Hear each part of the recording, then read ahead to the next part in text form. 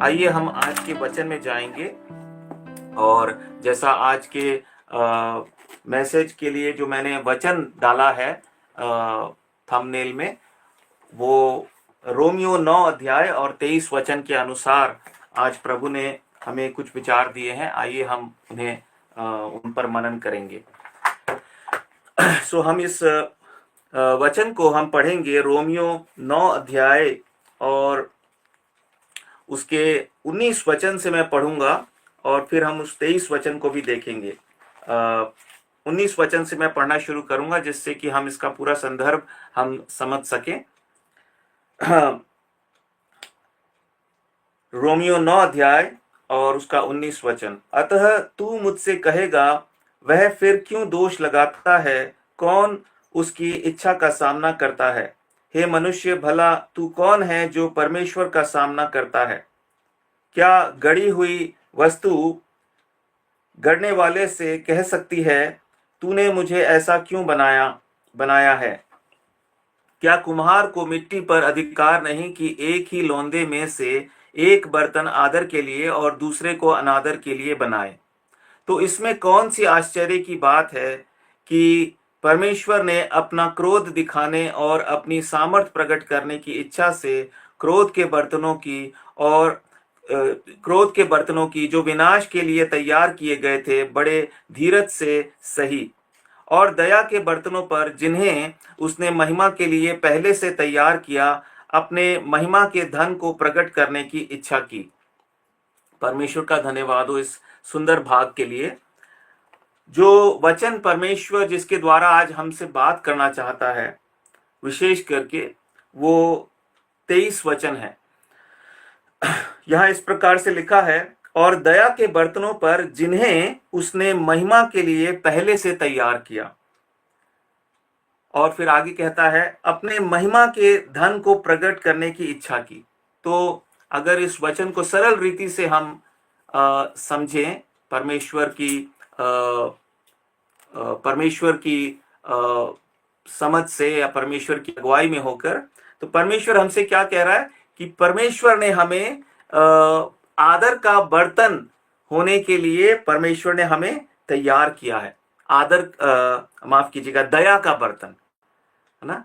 आदर का बर्तन भी एक जगह लिखा है, उस वचन को हम बाद में देखेंगे, लेकिन यहां पर क्या है, दया का बर्तन होने के लिए हमें चुना, हमें पहले से तैयार किया है। और क्यों तैयार किया है? कि अपने महिमा के धन को प्रकट करे, ये उसकी इच्छा थी। अगर हम इन शब्दों पर गौर करें, महिमा का धन, तो वास्तव में ये एक शब्द में हम समझ सकते हैं वो महिमा का धन कौन है भला, क्या है? क्या वो हमारा उद्धार है? क्या वो स्वर्गदूत है? क्या वो परमेश्वर का जो निवास स्थान स्वर्ग है? जब मैंने इस पे मनन किया तो परमेश्वर ने मुझे एक ही शब्द बताया, और वो है स्वयं उसका पुत्र और आपका और मेरा उद्धार करता प्रभु यीशु मसीह। वो हमारी महिमा की आशा है, वो हमारे परमेश्वर की महिमा का धन है। प्रभु यीशु मसीह में हम धनी हो गए हैं। कुरिन्थियों की पत्री में एक जगह पौलुस कहता है कि वो जो सबसे धनी है वो हमारे लिए कंगाल हो गया कि आप और मैं धनी हो जाएं। कितनी सुंदर बात है कि परमेश्वर हमारे लिए कंगाल हुआ कि हम धनी हो जाएं।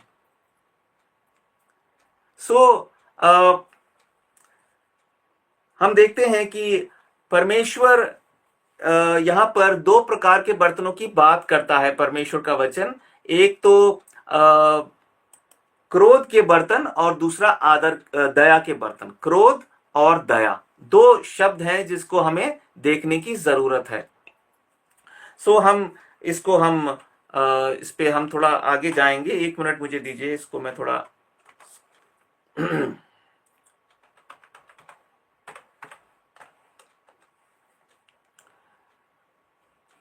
जी।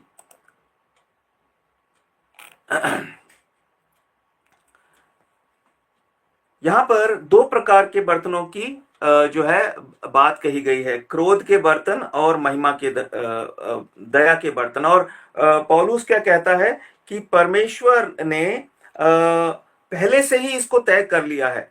देखिए, जैसे कि एक कुम्हार जो है वो पहले वो खुद तय करता है कि जो मट्टी उसके पास है उससे वो क्या बनाए। 21 वचन में लिखा है, क्या कुम्हार को मिट्टी पर अधिकार नहीं कि एक ही लोंदे में से एक बर्तन आदर के लिए और दूसरे को अनादर के लिए। यहां पर भी वो शब्द है, आदर का बर्तन और अनादर का बर्तन।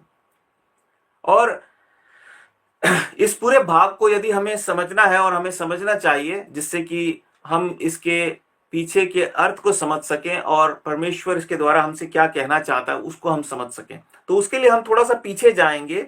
हमें दो बातों को समझना जरूरी है। पहला क्या है कि परमेश्वर के बारे में हमें दो बातें समझना जरूरी है। पहली बात कि परमेश्वर सर्वज्ञानी है, सर्वज्ञानी है। Our God is a all knowing God, वो सब कुछ जानता है, जिसको अंग्रेजी का एक शब्द है ऑमनिशियंट।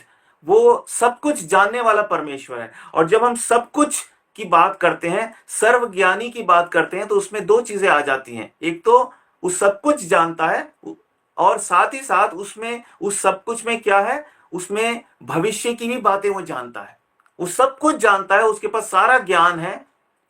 पर साथ ही साथ जो सबसे महत्वपूर्ण बात है कि वो आने वाली बातों को भी जानता है। एक वचन को हम देखेंगे सहायता के तौर पर कि हमें ये मालूम हो कि परमेश्वर के वचन में इस तरह की बात कहाँ हम पढ़ सकते हैं। यशाया की पुस्तक और उसके 46 हम अध्याय में देखेंगे और उसके 10 वचन को।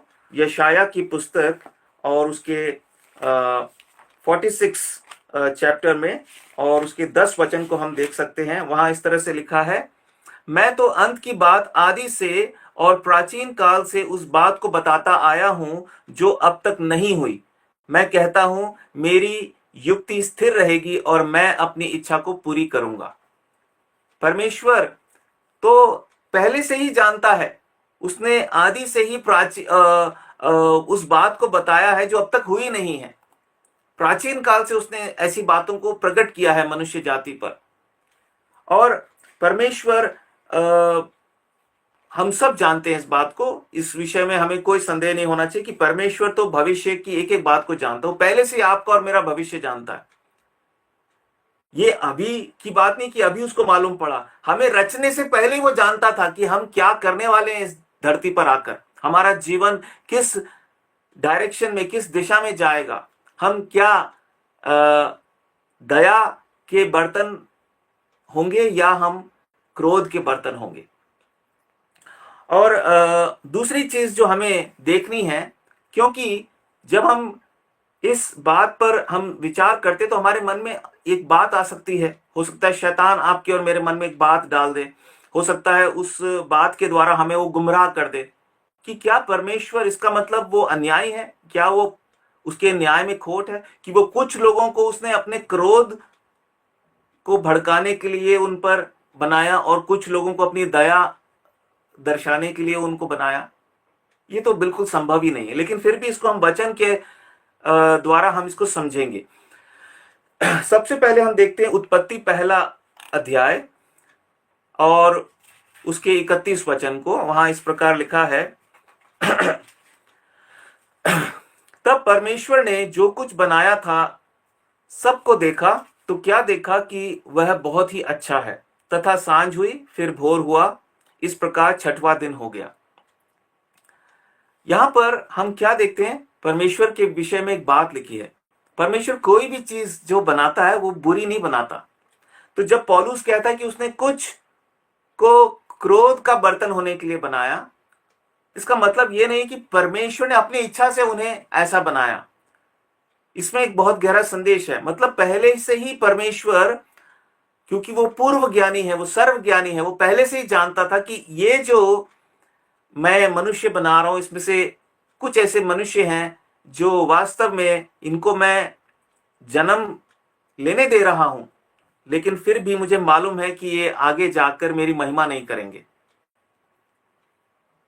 इन पर मैं अपने आप को प्रकट नहीं कर पाऊंगा। मेरे लिए संभव नहीं होगा कि मैं इनकी आंखें खोल दूं, क्योंकि इनके मन कठोर हैं, कठोर ही रहेंगे। और हम देखते हैं कि परमेश्वर में तो कोई छल या कपट नहीं है। व्यवस्था विवरण 32:4 में लिखा है कि परमेश्वर में कोई कुटिलता नहीं है। भजन 92 और उसके 15 वचन में लिखा है उसमें कुटिलता कुछ भी नहीं। परमेश्वर में कोई कुटिलता नहीं। हमने पिछले दिनों में भी मनन किया इस बात पर कि परमेश्वर तो सच्चा न्यायी है, उसमें कोई अन्याय नहीं है। परमेश्वर के न्याय में कोई कुटिलता नहीं है। वो पक्षपात नहीं करता, वो कोई भी पक्षपात या कोई अन्याय की बात नहीं करता है। वो जो कुछ भी करता है वो उसमें धर्मी है, सच्चा है, खरा है। सो आइए हम इन दोनों बातों को ध्यान में रखते हुए हम और कुछ वचनों को पढ़ेंगे रोमियो 8 अध्याय से। दो बातों को हमने देखा कि परमेश्वर सर्वज्ञानी है, वो पूर्व ज्ञानी है, और परमेश्वर जो कुछ भी बनाता है वो तो अच्छा ही होता है। उत्पत्ति में ही हम इस विषय में पढ़ते हैं, पहले ही अध्याय में, कि परमेश्वर ने जो कुछ बनाया था सबको देखा, तो क्या देखा कि वह बहुत ही अच्छा है। ऐसे मनुष्य भी जो क्रोध के बर्तन थे, परमेश्वर ने देखा कि ये तो अच्छे हैं, लेकिन परमेश्वर साथ ही साथ ये भी जानता था कि ये अच्छे तो जरूर हैं। हम देखते हैं पहला उदाहरण तो आदम और हवा ही है। परमेश्वर ने उन्हें अपनी समानता में बनाया था, वो पवित्र थे, उनके अंदर कोई पाप नहीं था, पर परमेश्वर पहले से ही जानता था कि ये पाप करेंगे। इतना ही नहीं, पाप तो सबने किया, पर परमेश्वर ये भी जानता था कि जो जो मनुष्य पाप करेंगे, हम पहला ही उदाहरण देखते हैं उत्पत्ति के 4 अध्याय में कि हाबिल और कैन दो भाई हैं। उसमें से एक परमेश्वर का भय मानता है, वो पाप करता था लेकिन वो पश्चाताप करता था, वही काम करता था जो परमेश्वर की दृष्टि में ठीक है। लेकिन कैन से परमेश्वर ने कहा कि मैंने तेरी भेंट को इसलिए स्वीकार नहीं किया, अगर तू अच्छा करता तो क्या मैं तेरी भेंट को स्वीकार नहीं करता।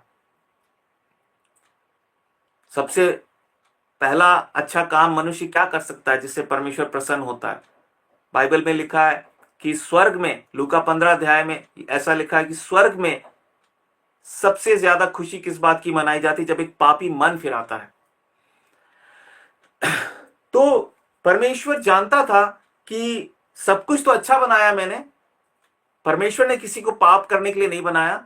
मनुष्य ने खुद चुना कि वो पाप करेगा, और उसके बाद ये मनुष्य का ही चुनाव होता है कि वो उसी पाप में बना रहेगा, पश्चाताप नहीं करेगा, जबकि परमेश्वर उसको मौका दे रहा है, उसको मौका दे रहा है जिस मौके के वो योग्य नहीं है। आप और मैं उस मौके के योग्य नहीं थे। कितने मौके देता है? हर दिन देता है, जीवन के अंत तक हमें मौके देता रहेगा, यदि हमारे अंदर परमेश्वर का भय है, यदि हमारे अंदर परमेश्वर के लिए प्रेम है। इसीलिए हम देखते हैं रोमियो 8 अध्याय में बड़े सुंदर वचन हैं जो हम सब विश्वासियों के लिए बड़े ही पसंदीदा, बहुत ही फेवरेट, ये हम सब के लिए वचन है। रोमियो 8 अध्याय और उसका 28 से लेकर 30 वचन तक। हाँ बिमला, आप पढ़ेंगे इस वचन को। हम जानते हैं कि जो लोग परमेश्वर से प्रेम रखते हैं उनके लिए सब बातें मिलकर भलाई ही को उत्पन्न करती हैं, अर्थात उन्हीं के लिए जो उसकी इच्छा के अनुसार बुलाए हुए हैं। क्योंकि जिन्हें उसने पहले से जान लिया है उन्हें पहले से ठहराया भी है कि उसके पुत्र के स्वरूप में हो, ताकि वे बहुत भाइयों में पहलौठा ठहरे।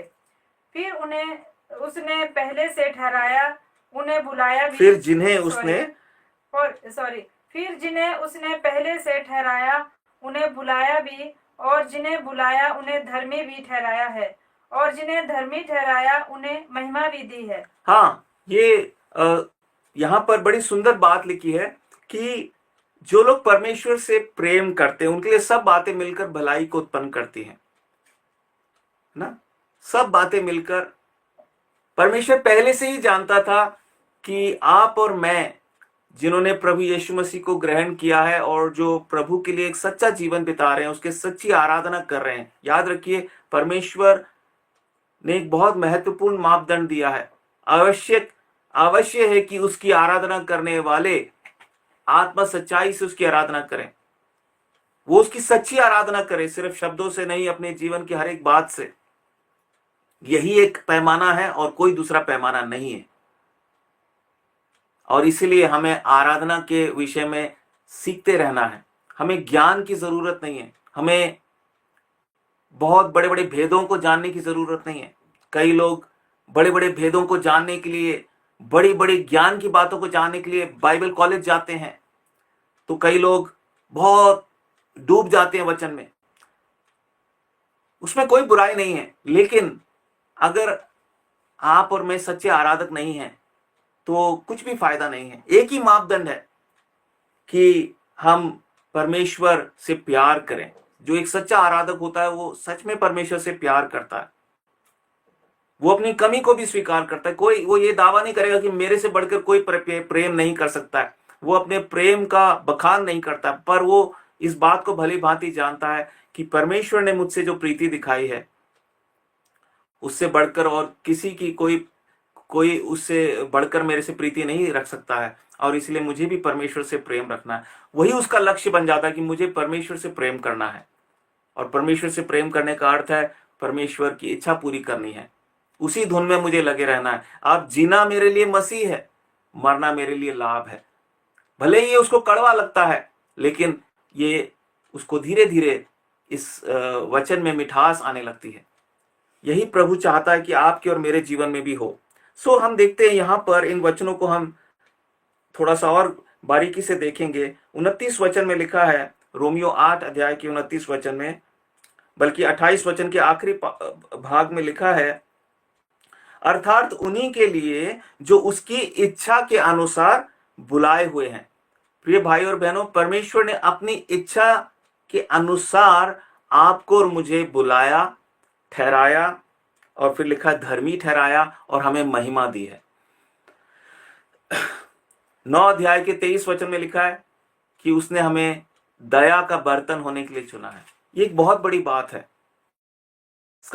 इसका मतलब है, दाऊद कहता है भजन 23 के 6 वचन में कि निश्चय ही करुणा और भलाई जीवन भर मेरे साथ साथ मेरे संग संग चलेंगी। हमारी चाहे कैसी भी दशा हो, हमें कोई रोग लग जाए, हमारी तबीयत खराब हो, हम निर्बल हो जाएं, प्रभु कहता है कि निर्बलता में मेरी सामर्थ्य तुझे दी जाएगी। इसलिए हमें उसकी हर समय आराधना करनी चाहिए। फिर हम देखते हैं कि 29 और 30 वचन में वास्तव में हम देखते हैं कि यहाँ पर जब हम इन वचनों को पढ़ते हैं तो ऐसा हमें लगता है कि परमेश्वर ने पहले से ही सब कुछ तय किया हुआ था। लेकिन सच बात यह कि परमेश्वर ने तय कुछ नहीं किया, परमेश्वर पहले से ही जानता था। क्योंकि वो पहले से जानता था कि हम उस पर विश्वास करेंगे, उसके प्रेम को हम स्वीकार करेंगे।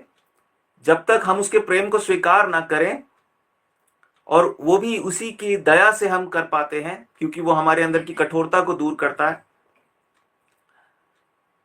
तो जब तक परमेश्वर की इच्छा ना हो, हम उसको उस पर विश्वास भी नहीं कर सकते थे, हमारी आंखें नहीं खुलती।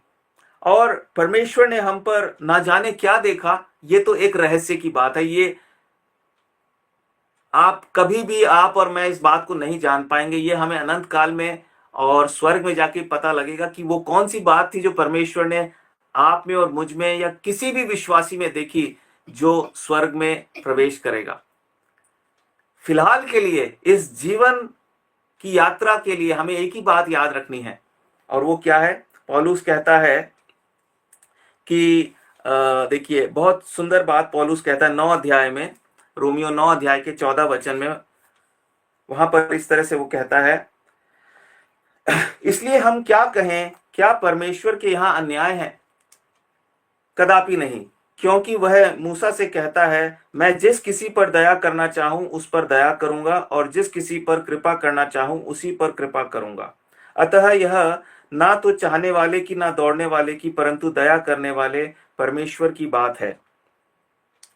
क्योंकि पवित्र शास्त्र में फिरौन से कहा गया, मैंने तुझे इसीलिए खड़ा किया है कि तुझ में अपनी सामर्थ्य दिखाऊं और मेरे नाम का प्रचार सारी पृथ्वी पर हो।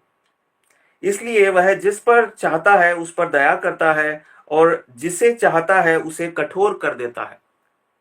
प्रिय भाई और बहनों, कितनी अद्भुत बात है कि इस संसार में इतने लोग हैं, जैसे वो पापी हैं हम भी पापी थे। हम नहीं कह सकते कि हमने कोई भला काम किया। यदि हम कहें भी तो हम मूर्ख ठहरेंगे। सच बात यह है कि परमेश्वर की इच्छा हुई कि हम पर वो दया करे, उसने दया की। आज आप और मैं परमेश्वर के वचन के अनुसार हमें पूरा विश्वास होना चाहिए, और होगा भी, क्योंकि ऐसे अनुभव हम रोज अपने जीवन में पाते हैं कि परमेश्वर हम पर दया करता है। बिन मांगे ही वो हम पर दया करता है कई बार, और जब हम उससे मांगते हैं तो और भी हम उसकी दया को देखते हैं। ये कितनी बड़ी बात है। और यही एक बात हमें उभारती है कि हमें उसका कितना आभार मानना चाहिए और कितनी हमें उसकी महिमा करनी चाहिए। जो कुछ भी करें उसके द्वारा उसकी महिमा करनी चाहिए। यही हमारे जीवन का अर्थ है, लक्ष्य है। इसी में हमें आनंदित रहना है। चाहे आप इंजीनियर हो, डॉक्टर हो, लॉयर हो, टीचर हो, आपकी गवर्नमेंट जॉब हो, प्राइवेट जॉब हो, बिजनेस हो, आप कोई भी क्यों ना हो, आपको इसीलिए परमेश्वर ने जीवित रखा है। अब तो इस संसार में आने की बात पुरानी हो गई। अब आप उद्धार पा चुके हैं, मैं उद्धार पा चुका हूं। हमें ये सोचना चाहिए, अगर आज मैं हूं, मैं इसलिए हूं तो परमेश्वर की महिमा करूं, और कोई दूसरा काम नहीं है। मैं चाहे गरीब हूं चाहे अमीर हूं, कोई फर्क नहीं पड़ता। अगर परमेश्वर की महिमा आप और मैं कर रहे हैं तो हम सही मायने में स्वर्गीय शब्दावली में हम धनी हैं। अगर हम परमेश्वर की महिमा नहीं कर रहे तो स्वर्ग की शब्दावली में हम कंगाल हैं। प्रभु ने हमें इसीलिए चुन लिया। उसकी इच्छा ये थी कि वो अपनी महिमा के धन को प्रकट करे, अपने पुत्र को प्रकट करे। कितनी कितनी ब्यूटीफुल बात है, कितनी सुंदर बात है। प्रभु यीशु मसीह को बड़े बड़े ज्ञानी नहीं समझ पाए, बड़े बड़े इंटेलेक्चुअल्स ज्ञानी नहीं समझ पाए, ना ही कभी समझ पाएंगे। कौन समझ गया?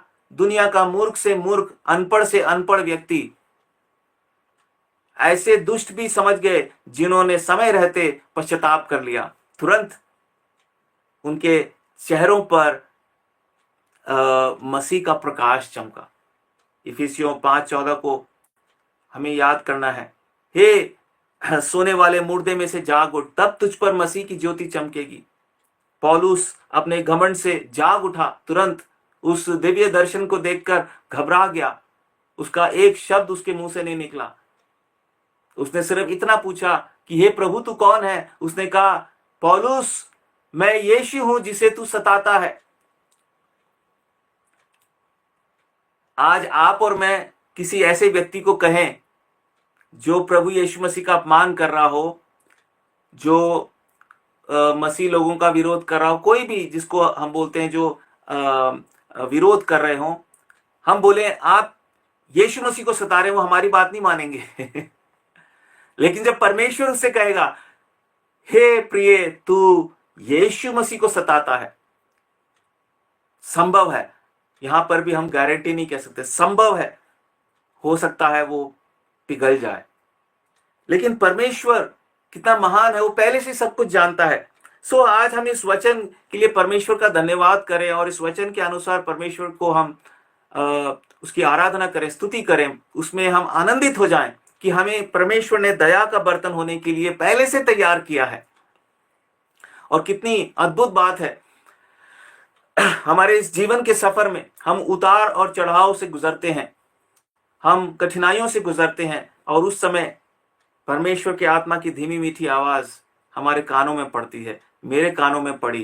प्रभु ने मुझसे कहा, बीते हुए 1 और 2 दिन के अंदर मेरे मन में बार बार ये वचन प्रभु ने डाला कि तू दया का बर्तन होने के लिए तैयार किया गया है।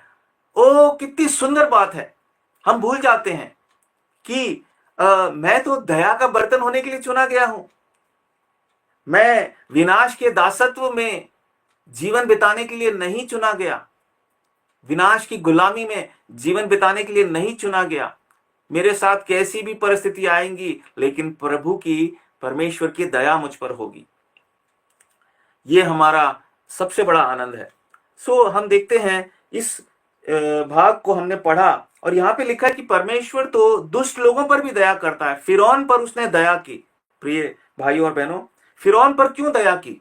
फिरौन को उसने राजा बनाया, इतना ही नहीं उसको अधिकार में रखा, जबकि वो दुष्टता के काम करता था, क्योंकि ठीक समय पर परमेश्वर उसे धूल चटाकर और उसे दंड देकर उसको अपनी सामर्थ्य दिखाना चाहता था।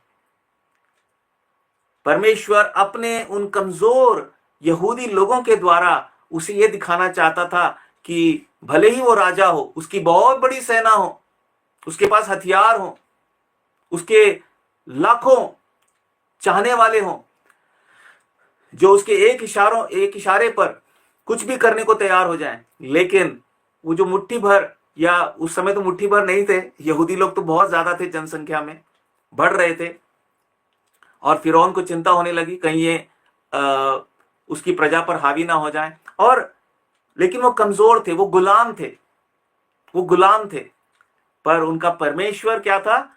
उनका परमेश्वर सर्वशक्तिमान परमेश्वर था, और उसने सही समय पर फिरौन को मजा चखाया, उसको सबक सिखाया। आज भी परमेश्वर कई अधिकारियों को, कई बार लोग कहते हैं कि अरे आपके परमेश्वर ने ही तो इन लोगों को अधिकार में रखा है, जिनको आप पसंद नहीं करते, क्योंकि ये आपके प्रभु यीशु मसीह का विरोध करते हैं, तो आप क्यों ऐसी बात कर रहे हैं, या आपको क्यों बुरा लग रहा है? वो इस बात को भूल जाते हैं कि परमेश्वर ने उन पर भी इसीलिए दया दिखाई है कि अपनी महिमा वो ले। लेकिन जो दया परमेश्वर ने फिरौन पर दिखाई, और आज भी और आने वाले समय में भी, और इस लंबे चौड़े इतिहास में कई उसने दुष्ट राजाओं को उन पर दया दिखाई। और देखिए, फिर से मैं इस वचन को पढ़ता हूं, क्योंकि पवित्र शास्त्र में फिरौन से कहा गया, मैंने तुझे इसीलिए खड़ा किया है कि तुझ में अपनी सामर्थ्य दिखाऊं और मेरे नाम का प्रचार सारी पृथ्वी पर हो। हिटलर के बारे में हम सब जानते हैं, हिटलर को परमेश्वर ने उसे खड़ा किया, लेकिन ये परमेश्वर की वास्तव में असली इच्छा नहीं है, ये परमेश्वर की असली दया नहीं है। परमेश्वर की वास्तविक इच्छा क्या है? देखिए, पहला तीमुथियुस और उसका 2 अध्याय और उसके 3 से 5 वचन को मैं पढ़ता हूं। वहां इस प्रकार लिखा है, यह हमारे उद्धारकर्ता परमेश्वर को अच्छा लगता और भाता भी है, जो यह चाहता है कि सब मनुष्यों का उद्धार हो। ये परमेश्वर की वास्तविक इच्छा है। लिखा है, जो ये चाहता है कि सब मनुष्यों का उद्धार हो और वे सत्य को भली भांति पहचान लें। सत्य को पहचान लें। क्या है सत्य? क्योंकि परमेश्वर एक ही है, और परमेश्वर और मनुष्यों के बीच में भी एक ही बिचवई है, अर्थात मसीह यीशु, जो मनुष्य है, जिसने अपने आप को सबके छुटकारे के दाम में दे दिया, और उसकी गवाही ठीक समय पर दी गई। ये परमेश्वर की वास्तविक इच्छा है। वो तो सब पर दया करना चाहता है, वो तो चाहता है सब के सब दया के बर्तन बने, आदर के बर्तन बने, लेकिन मनुष्य ने परमेश्वर के इस अभिप्राय को, इस मनसा को समझा नहीं। संभव है आज आप और मैं भी उद्धार पाने के बाद हम इसके महत्व को ठीक रीति से आंक नहीं रहे हैं। इसके लिए हम जितना धन्यवाद हमें देना चाहिए, जिस रीति से हमें परमेश्वर की महिमा करनी चाहिए, वो हम नहीं कर रहे हैं। परमेश्वर हमारी सहायता करे।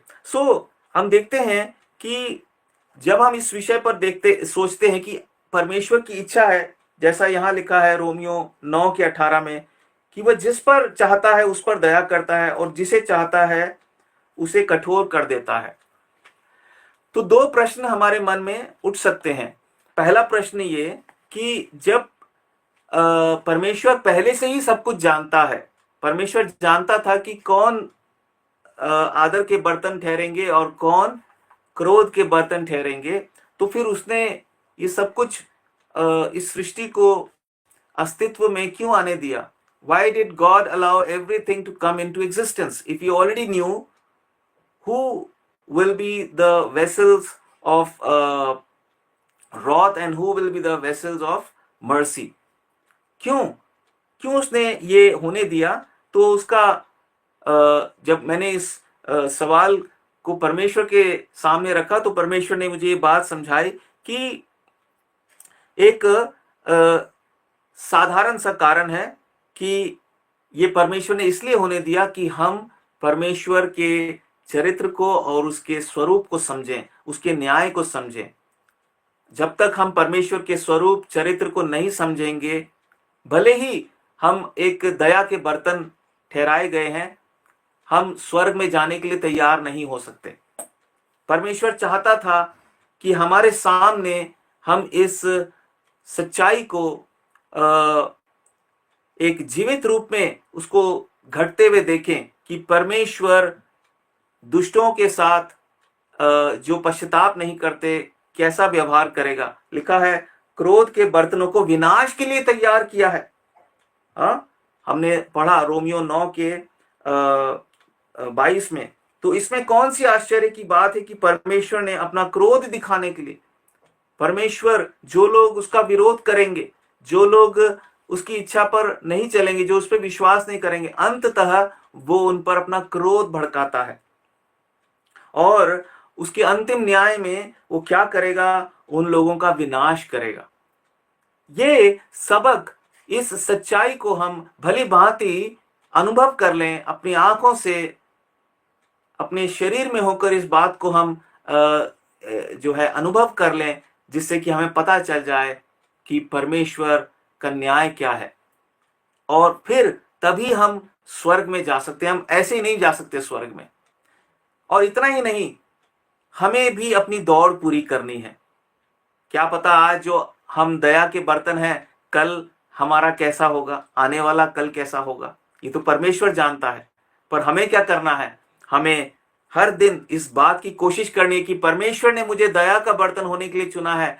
किसी भी तरीके से, किसी भी प्रकार से मुझे ये पद खोना नहीं है, इस विषय में लापरवाही नहीं करनी है। सो आइए हम आगे देखते हैं। दूसरा प्रश्न जो हमारे मन में आ सकता है, परमेश्वर ने पहले से ही सब कुछ नियुक्त किया है, क्योंकि रोमियो 8 के 29 और 30 वचन को जब हम पढ़ते हैं तो वहां इस तरीके से लिखा है, क्योंकि जिन्हें उसने पहले से ही जान लिया था माफ कीजिए, जिन्हें उसने पहले से ही जान लिया है उन्हें पहले से ठहराया भी है। मतलब उसने पहले से ही नियुक्त किया है, पहले से ठहराया, पहले से बुलाया, धर्मी ठहराया, महिमा दी। तो जब परमेश्वर ने पहले से ही सब कुछ कर दिया है, 2 मिनट के लिए हम इसको इस तरीके से समझे। यदि आप और मैं इस तरीके से सोचने लगे कि परमेश्वर ने तो पहले से ही अपने पूर्व ज्ञान के अनुसार जान लिया था कि मैं परमेश्वर पर विश्वास करूंगा, इसका मतलब पहले से ही उसे पता है कि भाई अतुल तो स्वर्ग में जाएगा। ये वचन हमसे ये संदेश नहीं दे रहा है, जो मेरे ख्याल से बहुत से विश्वासी ऐसा सोचते हैं। परमेश्वर ने तो भाई, मैं धन्यवाद देता हूं, परमेश्वर ने मुझे पहले से ही जान लिया था। Praise the Lord, hallelujah. हाँ, सच में praise the Lord, hallelujah. But क्या हम इस वचन को गंभीरता से लेकर अपनी दौड़ को सही रीति से दौड़ रहे हैं, परमेश्वर की महिमा कर रहे हैं? What about that? उसके बारे में क्या? हाँ, क्योंकि अगर परमेश्वर को पहले से ही परमेश्वर ने हमारे लिए एक तरीके से अनाउंस कर दिया है, ये लोग तो स्वर्ग में जा रहे हैं, है ना, मैंने इन्हें पहले से जान लिया था, इन्हें ठहराया भी है, इन्हें बुलाया भी है, इन्हें नियुक्त भी किया है, महिमा भी दी है। बहुत सारे कलीसियाओं में जो प्रचारक हैं वो बहुत ही लिपापोती करके और मैग्नीफाई, जिसको एक अंग्रेजी में शब्द होता है, जैसे जब हम लेंस लगाते हैं ना तो छोटी सी चीज बड़ी दिखती है, वो उसको बहुत बड़ा बनाकर बताते हैं, जिससे कि विश्वासी भाई बहन आसमान में पहुंच जाएं, लेकिन वो उसकी वास्तविकता को नहीं समझा पाते। मैं किसी पर दोष नहीं लगा रहा हूं, लेकिन मैंने इस बात को अनुभव किया। कई बार मैंने ऐसे प्रचारकों को सुना, मैंने कहा प्रभु क्या ये कहने की कोशिश कर रहे हैं कि मैं अब बस मैं आसमान में उड़ने लग जाऊं? यहां तो एक संदेश है कि परमेश्वर ने, निश्चित रूप से ये धन्यवाद का विषय है, ये खुश होने का विषय है, आनंदित होने का विषय है, लेकिन मेरे लिए एक चेतावनी भी है। परमेश्वर ने हमें ये बात पौलुस के द्वारा इसलिए नहीं बताई कि हम जो है लापरवाह होकर बैठ जाएं, हम जिसको बोलते हैं हम निश्चिंत होकर बैठ जाएं। इब्रानियों के दूसरे अध्याय में क्या लिखा है? हम इतने महान उद्धार के विषय में निश्चिंत कैसे रह सकते हैं? कैसे बस अब बिल्कुल हम मग्न हो जाएं और कहें अरे अब तो कोई चिंता नहीं। ऐसा तो हो ही नहीं सकता, क्योंकि वो जिस पर दया करना चाहे उस पर दया करता है। हम पर दया क्योंकि हम कभी नहीं जान पाएंगे। जो लोग आज हमारी दृष्टि में परमेश्वर के विरोध में हैं, हम उनका न्याय नहीं कर सकते, हम नहीं जानते। क्या पता आने वाले कुछ समय में वो परमेश्वर के लिए हमसे भी ज्यादा आदर के बर्तन ठहरे। इसलिए परमेश्वर ने ये वचन हमारे लिए एक चेतावनी के रूप में दिया है, साथ ही साथ एक धन्यवाद का भी ये विषय है। दोनों बातें हैं। चेतावनी क्यों है? क्योंकि परमेश्वर पूर्व ज्ञानी है। क्या पता हम जिसको परमेश्वर ने पहले से चुना है वो ये भी जानता है कि पहले से वो जानता था कि इनकी यात्रा में ये आगे जाके कहीं ना कहीं भटक जाएंगे। बहुत से ऐसे उदाहरण हैं। हम देखते हैं यहूदा अस्करियोती। क्या यहूदा अस्करियोती को भी ऐसा लगता होगा कि मैं तो दया का बर्तन होने के लिए चुना गया हूं? ओ देखो, परमेश्वर ने मुझे, हालांकि पौलुस ने ये पत्री बाद में लिखी, लेकिन वो कह सकता था कि परमेश्वर ने तो पहले से ही मुझे मेरे पे ठप्पा लगाया था कि मैं उसका चेला बनूंगा। लेकिन हुआ क्या? परमेश्वर भी पहले से ही जानता था। ये भी परमेश्वर का एक स्वरूप है। जबकि वो जानता है कि कौन व्यक्ति बुरा करेगा, कौन व्यक्ति भला करेगा, लेकिन उसने सबको जो है इस धरती पर आने दिया, जिससे कि मान लीजिए परमेश्वर को पता था कि यहूदा इस्करियोती तो एक दिन मुझे धोखा देगा, मेरे पुत्र को, तो मैं इसे जन्म ही क्यों दे रहा हूं? लेकिन उसने ऐसा नहीं किया। उसने उसको जन्म दिया, जीवन का अनुभव दिया, और उसे पहले से ही मालूम था। मनुष्य को बनाने से पहले उसे पता था कि कौन से मनुष्य उसका तिरस्कार करेंगे और वो स्वर्ग में नहीं पहुंच पाएंगे। लेकिन उन्होंने फिर भी, परमेश्वर ने उन्हें फिर भी जन्म दिया। क्यों दिया? क्योंकि सब कुछ वास्तविकता के आधार पर प्रमाणित हो सके कि दुष्ट को उसकी करने का फल मिलता है, और जो परमेश्वर का भय मानते हैं उसके द्वारा धर्मी ठहराए जाते हैं, उन्हें अपने विश्वास का फल मिलता है, अर्थात उद्धार। ये परमेश्वर का तरीका है। इसलिए कोई भी शिकायत नहीं कर सकता। इसलिए पौलुस क्या कहता है रोमियो 9 अध्याय और 14 वचन में, इसलिए वो कहता है, इसलिए हम क्या कहें? क्या परमेश्वर के यहाँ अन्याय है? कदापि नहीं। क्योंकि वो मूसा से कहता है, मैं जिस किसी पर दया करना चाहूं उस पर दया करूंगा, और जिस किसी पर कृपा करना चाहूं उसी पर कृपा करूंगा। ये तो परमेश्वर की बात है। दया करने वाले परमेश्वर के ऊपर है। हमारे लिए क्या जरूरी है? हमारे लिए सिर्फ 2 बातें जरूरी हैं, वो हम देखेंगे। सबसे पहले हमें घमंड नहीं करना है।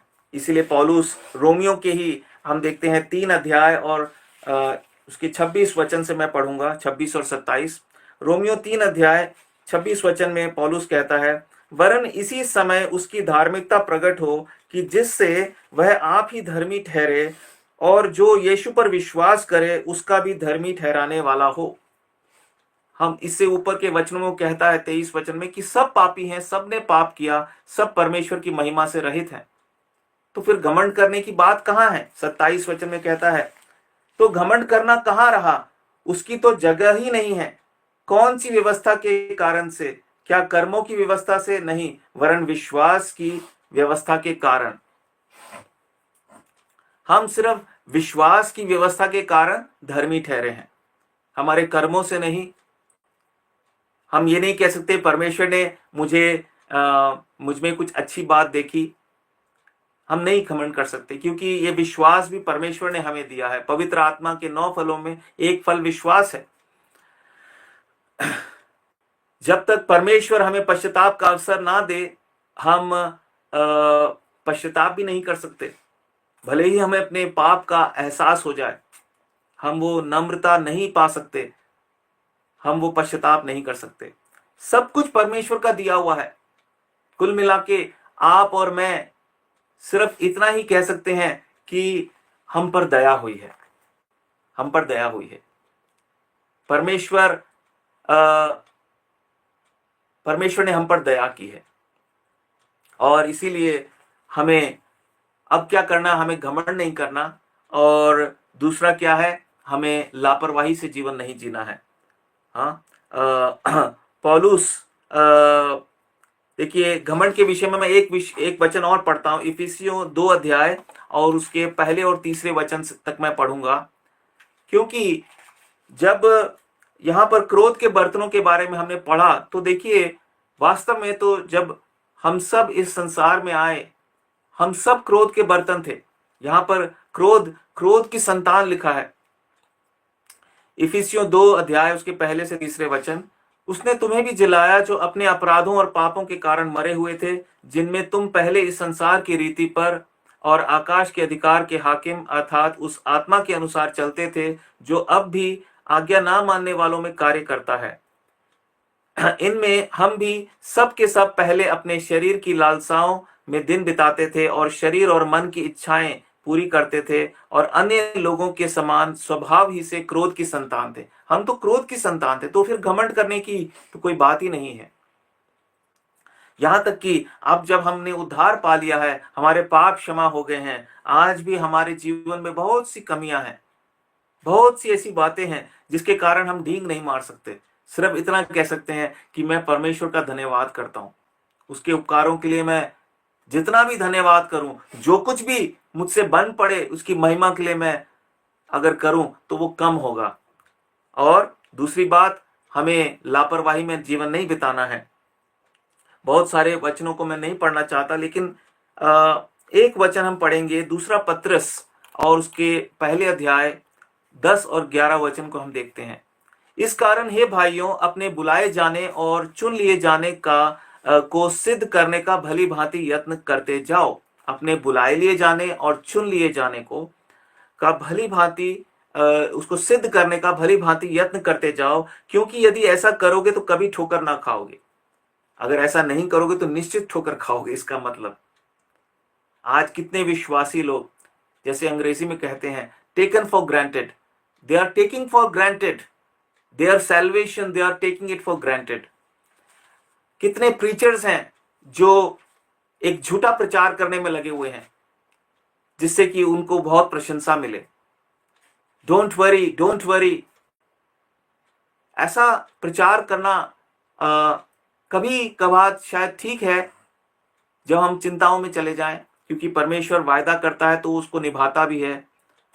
लेकिन परमेश्वर दयालु है, बहुत सारी बातें हैं जिससे हम आशा रखें, लेकिन हम लापरवाह नहीं हो सकते। हम एक दूसरे को गुमराह नहीं कर सकते कि ब्रदर डोंट वरी, भाई बहन चिंता मत कीजिए।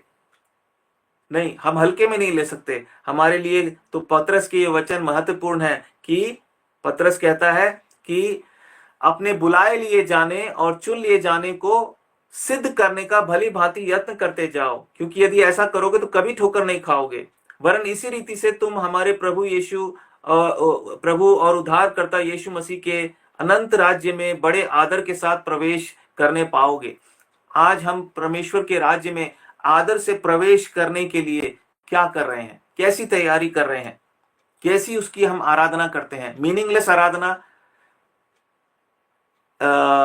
एक रीति रिवाज के अनुसार, या सच में पवित्र आत्मा की अगुवाई में होकर उसके वचन के द्वारा हम उसकी प्रशंसा करें। भजन 56 के 4 में कहता है, तेरे वचन की सहायता से मैं तेरी प्रशंसा करूंगा, तेरे वचन की प्रशंसा करूंगा ना। और हम देखते हैं, हमें ना तो घमंड करना है, ना ही लापरवाही में जीवन बिताना है, बल्कि इन दोनों बातों के विपरीत हमें क्या करना है, हमें परमेश्वर का धन्यवाद देना है। इसलिए हम 2 वचनों को पढ़ेंगे और फिर आज के संदेश को हम समाप्त करेंगे। इफिसियों पहला अध्याय और उसका तीसरा और चौथा वचन, आइए हम मिलके पढ़ते हैं। हमारे प्रभु यीशु मसीह के परमेश्वर और पिता का धन्यवाद हो कि उसने हमें मसीह में स्वर्गीय स्थानों में सब प्रकार की आत्मिक आशीष दी है, जैसा उसने हमें जगत की उत्पत्ति से पहले उसमें चुन लिया कि हम उसके निकट प्रेम में पवित्र और निर्दोष हो। परमेश्वर का धन्यवाद हो, उसने हमें मालामाल किया है। उसने हमें न केवल दया का बर्तन होने के लिए तैयार किया, बल्कि अब हमें दया का बर्तन तो हम बन गए हैं, लेकिन पौलुस इस तरीके से समझाता है कि अब हमें आदर का बर्तन बनना है। हाँ, हम परमेश्वर के द्वारा 3 प्रकार के बर्तनों के बारे में हम पढ़ते हैं, दया का बर्तन, मिट्टी के बर्तन और आदर का बर्तन। यहाँ पर वो कहता है कि हम परमेश्वर का धन्यवाद करें क्योंकि उसने स्वर्गीय स्थानों में सब प्रकार की आत्मिक आशीषें हमें दी हैं और हमें जगत की उत्पत्ति से पहले ही चुन लिया। क्यों चुना? कि हम उसकी दृष्टि में पवित्र और निर्दोष हों, प्रेम में पवित्र। कुछ लोग प्रेम में पवित्र नहीं होते हैं, वो सिर्फ शारीरिकता में पवित्र दिखते हैं, शब्दों में पवित्र दिखते हैं, उनकी वेशभूषा में पवित्र दिखते हैं। लेकिन परमेश्वर क्या कहता है? हम आत्मा में पवित्र हो, हमारा विवेक पवित्र हो, हमारे विचार पवित्र हो, प्रेम में पवित्र और निर्दोष हो। और दूसरे कुरिन्थियों और उसके 4 अध्याय और उसके 1 से 7 वचन को भी मैं पढ़ता हूं। दूसरा कुरिन्थियों 4 अध्याय और 1 से 7 वचन को। इसलिए जब हम पर ऐसी दया हुई कि हमें यह सेवा मिली, तो हम हियाव नहीं छोड़ते, परंतु हमने लज्जा के गुप्त कामों को त्याग दिया और न चतुराई से चलते और न परमेश्वर के वचन में मिलावट करते हैं, परंतु सत्य को प्रकट करके परमेश्वर के सामने हर एक मनुष्य के विवेक में अपनी भलाई बैठाते हैं। ये सिर्फ प्रचारकों के लिए नहीं है। कई बार प्रभु के जो आम लोग हैं वो भी परमेश्वर के वचन में मिलावट करके बातें करते हैं, उसको तोड़ मरोड़ देते हैं, उसका मतलब ही बदल देते हैं, उसकी गहराई में नहीं जाते और खुद की तो हानि करते ही हैं, सुनने वालों के लिए भी हानि का कारण बनते हैं। आगे लिखा है, परंतु यदि हमारे सुसमाचार पर पर्दा पड़ा है तो यह नष्ट होने वालों के लिए ही पड़ा है और उन अविश्वासियों के लिए जिनकी बुद्धि इस संसार के ईश्वर ने अंधी कर दी है, ताकि मसीह जो परमेश्वर का प्रतिरूप है उसके तेजोमय सुसमाचार का प्रकाश उन पर ना चमके। क्योंकि हम अपने को नहीं परंतु मसीह यीशु को प्रचार करते हैं कि वह प्रभु है, और अपने विषय में यह कहते हैं कि हम यीशु के कारण तुम्हारे सेवक हैं। इसलिए कि परमेश्वर ही है जिसने कहा, अंधकार में से ज्योति चमके, और वही हमारे हृदयों में चमका, कि परमेश्वर की महिमा की पहचान की ज्योति यीशु मसीह के चेहरे से प्रकाशमान हो। परंतु हमारे पास वह धन मट्टी के बर्तनों में रखा है कि यह असीम सामर्थ हमारी ओर से नहीं वरन परमेश्वर ही की ओर से ठहरे। आप और मैं वो मट्टी के बर्तन हैं जिसमें परमेश्वर ने अपने पुत्र प्रभु यीशु मसीह को प्रकट किया, उसके संपूर्ण व्यक्तित्व को हमें दिखाया कि हम उसके गवाह होकर उसकी महिमा करने वाले लोग बनकर उसकी महिमा करें और बहुतों के लिए उद्धार का कारण ठहरें। इसलिए तिमुथियस को पौलुस लिखता है पहले तिमुथियस के 4 और उसके 16 में कि अपनी और अपने उपदेश की चौकसी कर, जिससे कि तू अपने लिए और अपने सुनने वालों के लिए उद्धार का कारण ठहरे। उद्धार को हम हल्के में नहीं ले सकते। हम ये नहीं कह सकते मुझे तो परमेश्वर ने पहले से ही चुन लिया था, ये मूर्खता की बात होगी। ये सिर्फ धन्यवाद देने के लिए ठीक है। I am so grateful to God, मैं कितना आभारी हूं कि उसने मुझे जगत की उत्पत्ति से पहले चुना है। मेरी एक ही कोशिश है, मेरे जीवन का लक्ष्य है कि इस चुनाव को मैं सिद्ध करूं, साबित करूं कि परमेश्वर ने जो चुनाव किया वो सही था। मैं दूसरों का न्याय ना करूं, मैं अपने आप को दूसरों से बेहतर ना समझूं, दूसरों पर ताने ना कसूं। कितने मसीह लोग घमंड से भरे होते हैं, आत्मिक घमंड, वचन की गहराई नहीं मालूम है, मुझे दुख होता है। लेकिन प्रियो, भजन 25 और 14 में लिखा है, परमेश्वर अपने भेद अपने डरवैयों पर प्रकट करता है और कोई दूसरी क्वालिफिकेशन नहीं है। मैं धन्यवाद करता हूँ, मेरे 20 साल के लगभग मसीह जीवन में बहुत से लोगों ने कोशिश की मुझे बोलने की, आप यहाँ जाइए, वहाँ जाइए, फलाना कॉलेज में जाइए। प्रभु ने मुझे बचाया। प्रभु ने कहा, अगर मेरा जो वचन है वो कॉलेज में जाकर ही मिलता है, उसके लिए बहुत बड़े बड़े ज्ञान की बातें सीखनी पड़ती हैं, तो फिर मुझसे बड़ा अन्यायी कौन होगा? क्या मैं अपने बच्चों को अन्यायपूर्ण तरीके से अपने आप को उन पर प्रकट करूं? नहीं, सिर्फ एक क्वालिफिकेशन, एक योग्यता चाहिए, उसका भय मानो, वो अपने आप को आप पर प्रकट करेगा। भजन 25 के 14 में। फालतू की बकवास, फालतू की बातें कोई जरूरत नहीं है। इसीलिए प्रभु का राज्य कहीं ना कहीं आज प्रभु का काम तो चल रहा है, लेकिन हमारे द्वारा वो राज्य नहीं बढ़ रहा। अगर हम उस सोच में चल रहे हैं तो हमारे द्वारा प्रभु का राज्य ना बढ़ रहा है, ना कभी बढ़ा था, ना कभी बढ़ रहा है, ना कभी बढ़ेगा। पर किन लोगों के द्वारा? जो परमेश्वर से भय रखते हैं, उससे प्यार करते हैं और उसकी महिमा करते हैं, नम्रता से धन्यवाद देते हुए, परमेश्वर जो कुछ भी हूं आपकी दया से हूं, मैं तेरा धन्यवाद करता हूं परमेश्वर। तुझे होम बलियों और मेल बलियों से खुशी नहीं होती, इस बात से खुशी होती है कि मैं तेरी आज्ञा मानूं। हम चाहे कितना भी मुंह से अच्छी अच्छी बातें कह ले, हमें खुद को भी वो तृप्ति नहीं होती, जितनी तृप्ति तब होती है जब हमें पता होता है कि आज मैंने वो काम किया है जो परमेश्वर मुझसे चाहता था। हमारी खुशी का ठिकाना नहीं होता, हमारे अंदर की शांति का ठिकाना नहीं होता है। इसलिए पौलुस तिमुथी को लिखता है, ये आखिरी वचन हम पढ़ेंगे।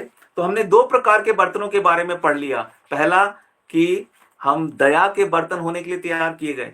हम मट्टी के बर्तन हैं, कमजोर लोग हैं, पर हम पर प्रभु दया करता है। अब हमारे लिए क्या लक्ष्य ठहराया है? पौलुस कहता है दूसरे तिमुथियुस के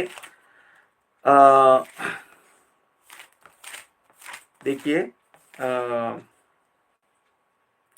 दूसरे तिमुथियुस के दूसरे अध्याय और 20 वचन को मैं पढ़ता हूं। बड़े घर में ना केवल सोने चांदी ही के, पर काठ और मिट्टी के बर्तन भी होते हैं। अब हम परमेश्वर के घर में आ गए हैं, वेरी गुड, है ना? इसीलिए हमें ढींग मारने की जरूरत नहीं है। इसके विपरीत हमें क्या करना है? कहता है, बड़े घर में ना केवल सोने चांदी ही के, पर काठ और मिट्टी के बर्तन भी होते हैं, कोई कोई आदर और कोई कोई अनादर के लिए। यदि कोई अपने आप को इनसे शुद्ध करेगा, किन बातों से शुद्ध करेगा? यदि आप ध्यान से देखेंगे तो 16 वचन को देखिए, पर अशुद्ध बकवाद से बचे रहे, क्योंकि ऐसे लोग और भी अभक्ति में बढ़ते जाएंगे और उनका वचन सड़े घाव की तरह फैलता जाएगा। हुमिनियस और फिलेतुस उन्हीं में से हैं। ये दो व्यक्ति हैं जिनके जीवन में उसके विषय में क्या गवाही दी गई कि वो बेकार की बातों में लगे रहते थे, अशुद्ध बकवाद, और वो बेकार की बातें करते थे ना। उनकी जो मूर्खता की बातें थी, अज्ञानता की बातें थी, दर्शन रहित प्रचार करने वाला और सुनने वाला, वो क्या है? ये तो फैलता जाएगा, बढ़ता जाएगा, लेकिन वो आदर के बर्तन नहीं बनेंगे। हाँ, क्या लिखा है? यदि कोई अपने आप को इनसे शुद्ध करे, इन बातों से शुद्ध करेगा, तो वह आदर का बर्तन और पवित्र ठहरेगा और स्वामी के काम आएगा और हर भले काम के लिए तैयार होगा। सो घमंड करने की क्या जरूरत है? हमें तो सिर्फ ये देखना है, क्या मैं आदर का बर्तन बन रहा हूं कि नहीं। कई लोग इन वचनों को भी गलत तरीके से समझते हैं और प्रचार करते हैं। वो सोचते हैं आदर का बर्तन बनने का मतलब है कलीसिया में मेरी बहुत वाहवाही होनी चाहिए, मेरा बहुत ऊंचा पद होना चाहिए, देखो मैं आदर का बर्तन हूं। चापलूसी करके आदर का बर्तन आप नहीं बन पाएंगे। मनुष्यों को प्रसन्न करने वाले लोग, प्रभु यीशु मसीह ने कहा, मनुष्यों के सामने दिखाने के लिए अपने धर्म के काम मत करो। कितनी कलीसियाओं में आजकल यही देखने को मिलता है। प्रभु दया करे, आपकी आंखें खोल दे। जैसा मैंने पिछले संदेश में भी कहा, ऐसे सेवकों को और ऐसे विश्वासियों को अपना आदर्श मत बनाइए। उससे प्रभु की महिमा आप कभी भी नहीं कर पाएंगे। प्रभु चाहता है कि हम सच सही मायने में आदर का बर्तन बने, हम नम्र बन जाएं, हम इस बात को स्मरण रखें, मुझ पर दया की। ये तो दया करने वाले के ऊपर था, उसने मुझ पर दया की, मैं नहीं जानता क्यों की।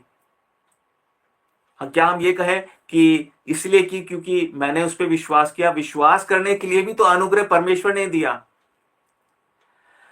क्या हम ये कहें मैं परमेश्वर को ढूंढ रहा था, टॉर्च लेकर मैं ढूंढ रहा था, बचपन से उसका खोजी था? नहीं, क्योंकि पौलुस कहता है ये चाहने वाले की बात नहीं है। देखिए एक बार फिर से समाप्त करने से पहले रोमियो 9 अध्याय और उसके 16 वचन को, अतः यह ना तो चाहने वाले की ना दौड़ने वाले की परंतु दया करने वाले परमेश्वर की बात है। हम ना तो ये कह सकते मैं दौड़ रहा था स्वर्ग जाने के लिए, मैं चाहता था मैं स्वर्ग जाऊं। बहुत से लोग चाहते हैं, बहुत से लोग चाहते हैं। देखिए है ना, कितने लोग स्वर्ग जाने के लिए कहां कहां नहीं जाते, तीर्थ यात्रा पे जाते, मर जाते हैं जाके। लेकिन यदि आप उन्हें सुसमाचार देंगे वो नहीं मानेंगे, क्योंकि वास्तव में उन्हें धोखा है कि वो स्वर्ग जाना चाहते हैं। सच्चाई यह है कि हम सब पाप में मरे हुए थे। हमारे अंदर कौन सी आत्मा काम करती थी? आज्ञा ना मानने वाली। परमेश्वर की दया हो गई हम पर, बस हम दया के बर्तन के रूप में तैयार किए गए हैं। पर ध्यान रहे कहीं हम घमंडी होकर, लापरवाह होकर हम विनाश के बर्तन, क्रोध के बर्तन ना बन जाए। हम मिट्टी के बर्तन हैं, जरा सा घमंड करेंगे टूट जाएंगे, जरा सा कठोर बनेंगे टूट जाएंगे। हम सिर्फ एक ही चीज का ध्यान रखें, प्रभु आपने मुझे दया का बर्तन होने के लिए तैयार किया, मैं आदर का बर्तन बनूंगा आपके लिए। प्रभु इस वचन के द्वारा हम सबको आशीष दे। आइए इस समय हम प्रभु की आराधना करेंगे। आज प्रभु ने मेरे मन में डाला कि मैं इस सभा को समाप्त करने से पहले मैं प्रभु को धन्यवाद दूंगा। आमतौर पे जो प्रभु के दास होते हैं संगति में, वो बाद में आराधना करते हैं, पहले संगति के बहन भाइयों को बोलते हैं। लेकिन क्योंकि हम इस तरह से YouTube के माध्यम से जुड़े हैं, सो हम छोटा छोटा धन्यवाद मैं दूंगा, छोटा सा धन्यवाद मैं देके खत्म करूंगा। मेरी आपसे ये प्रभु में विनती है, यदि आप इस संदेश को सुन रहे हैं, अभी सुन रहे हैं, बाद में सुनेंगे, तो आप भी अपने शब्दों में प्रभु की आराधना करें। यदि आप परिवार के साथ बैठे हैं तो साथ सब लोग एक एक करके प्रभु को धन्यवाद दें और प्रभु की महिमा हो। प्यारे पिता, मैं आपका धन्यवाद करता हूं इस सुंदर समय के लिए, इन सुंदर वचनों के लिए। मेरा उद्धार आपने किया, इसके लिए मैं धन्यवाद देता हूं। प्यारे पिता, आपने मुझे दया का बर्तन होने के लिए, प्यारे पिता, इस जगत की उत्पत्ति से पहले ही तैयार किया मुझे। प्यारे परमेश्वर, ये जीवन दिया और आपके ठहराए हुए समय पर आपने मुझ पर दया की और मेरी बंद आंखों को खोल दिया कि मैं आपके पुत्र प्रभु यीशु मसीह के द्वारा आपको जान सका। धन्यवाद करता हूँ, आपने मुझे एक मिट्टी का बर्तन होने के लिए चुना। प्यारे पिता, मुझे एक सेवा दी जिसके मैं लायक नहीं था, आपने मुझे योग्य बनाया। प्यारे पिता, प्यारे परमेश्वर, मुझे इस बात का निश्चय दिलाया कि जीवन भर करुणा और भलाई तेरे संग संग चलेगी। प्यारे पिता, आप हर पल हर समय मेरी सुधि लेने वाले, मेरा ख्याल रखने वाले परमेश्वर हैं। अपने धर्ममय दाहिने हाथ से मुझे संभालने वाले परमेश्वर हैं। प्यारे पिता, धन्यवाद करता हूँ, आप अपने वचनों के द्वारा मुझसे बातें करते हैं और मेरी सहायता करते प्रभु जी, कि मैं जैसा रोमियो 8 अध्याय और उसके 29 वचन में प्यारे पिता पौलुस कहता है कि हमें इसीलिए आपने ठहराया है कि हम आपके पुत्र के स्वरूप में हों। आपकी इच्छा है कि मैं आपके पुत्र प्रभु यीशु मसीह के जैसा बनूं, अर्थात आपके जैसा बनूं। मैं इसके लिए आपका धन्यवाद करता हूं। मुझ जैसे तुच्छ निकम्मे पापी पर आपने दया की। मैं तो शैतान के जैसा था और उसी के जैसा बनने के लिए इस संसार में मैं जीवन बिता रहा था। प्यारे पिता, मैंने इस बात को देखा, यदि आपने मेरा हाथ ना थामा होता, आपने मुझे रोक ना लिया होता, तो आज मैं प्यारे पिता एक प्रभु जी एक बहुत ही खूंखार भयानक बनाले पशु की तरह होता, पर आपने मुझे सही समय पर बचा लिया।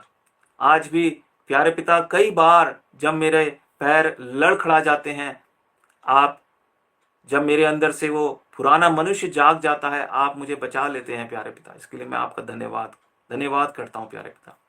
आपके चरणों में इस आराधना की धन्यवाद की भेंट को लाता हूँ मेरे उद्धारकर्ता प्रभु यीशु मसीह के पवित्र और मीठे नाम में। दया करके सुने और ग्रहण कीजिए। आमीन आमीन। सबको जय मसीह की। जय मसीह।